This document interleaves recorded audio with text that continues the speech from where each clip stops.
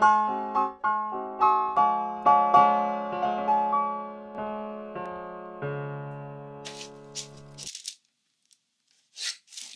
that one's in.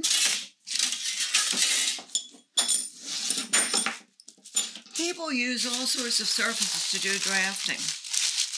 There was a time when I get on the floor of my studio and do it there when I had great big pieces, but it's really better, if possible, to have a table surface like I have here.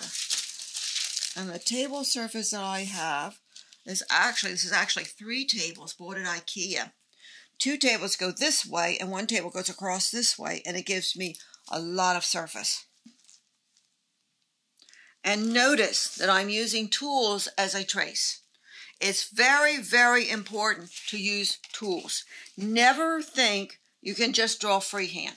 You want to have clean lines with your sewing. And this has a little bit of a curve here, but this is the center front of the pant, actually the center front seam allowance, and that's on the straight grain always. My skirt curve will pick up this crotch curve pretty well. Okay, and now I'm going to take this 4-foot straight edge. These are very convenient things to have. They're not terribly expensive.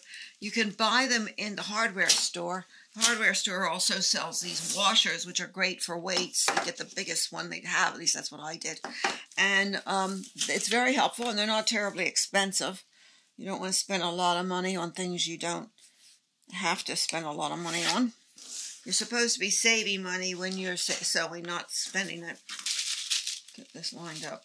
I'm using a grid. They're well worth the money because then you can line everything up well. Fractions matter. In the industry, I work to 1/32 of an inch. You'll be surprised if people in the industry work to that accuracy when you look at some of the clothes in stores, but it's true, we do. What happens after that's anybody's good guess. It goes out on the factory floor. Of course, if anything isn't exactly right, it's the pattern maker who gets blamed for it, but that goes with the job. You're in charge, and you're supposed to get it right. And even if somebody out in the factory messes up, well, there's not much you can do about it. You just have to accept the fact that that's the way your job is. When you cut, it's okay to move your pieces around.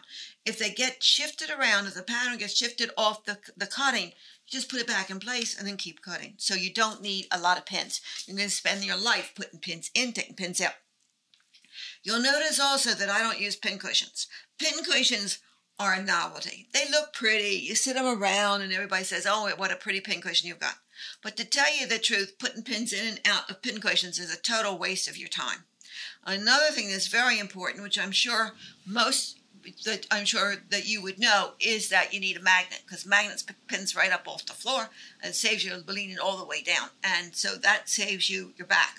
And let's face it, you want to get things done as quickly as possible when you're sewing. Now, don't rush when you're sewing. Don't rush when you're cutting, because if you do, you're going to make mistakes. So when you make mistakes, if you take your time and get it right, hopefully the first time, then you save time.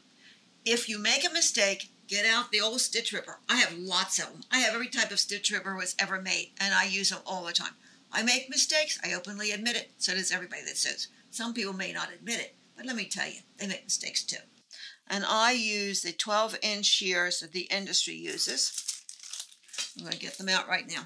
I'm going to put on my reading glasses. These are just, they magnify of 1/100%. So, but it makes it a little sharper. It's amazing. If you have 20/20 vision and you buy these glasses, you'll find it'll make your sewing just a little easier. You wouldn't think it'd make a difference, but I was showing it to one of my students, and she says, I can't believe it, how much easier it is to see.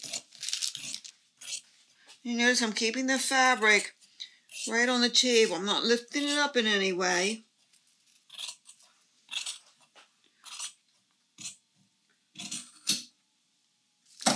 Now that's scrap, and into the wastebasket it goes. And I have 2 wastebaskets when I'm cutting. I have one wastebasket for the paper and another wastebasket for the scrap. Why is that? Simple. Because when I go to the machine, I need to have some fabric to test under the machine. Don't assume that your sewing machine is going to sew what you've just cut, that it's going to sew it well, because it may not. You need some scraps to test before you start sewing your garment. Besides, you want to make sure your machine is threaded, that the presser foot is up. It might not, you might have dropped it for one reason or another to sew on buttons or something. You want to make sure the machine's working well. If your machine requires oil, and most do, they should be oiled every day that you sew. I asked my grandmother once, what do I oil? She says, oil everything that moves. That seemed like a good answer to me. One basket for trash paper and one basket for scrap fabric. Be sure you throw the trash away as you go.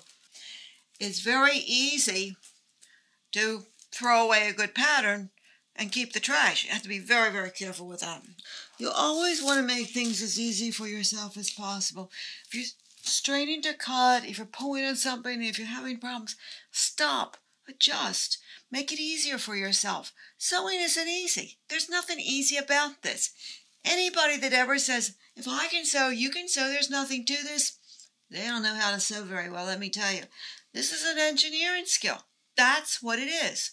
What is involved with drafting patterns and cutting and sewing and doing this on gauge and getting it to fit is the same as architecture. Only now you got curves to deal with. You don't have straight lines and squared up stuff, except, of course, with the layouts with the cross and straight grain. You have to have that way. But the body doesn't have a straight line on it. And everybody's different. I couldn't believe how different people were until I started fitting them. When I started fitting them in college, I was teaching in continuing professional ed. They said, teach us how to fit home sewing patterns. I thought that's going to be a breeze. Everything fits me. It must fit everybody else. Not at all. Boy, was I in for a shocker. So, accept the fact that this isn't easy. And if you can do it, give yourself a pat on the back. Because it's not for everybody. Not everybody can do this. Okay, but I'm hoping that as you watch what I'm doing, it will make it somewhat easier for you.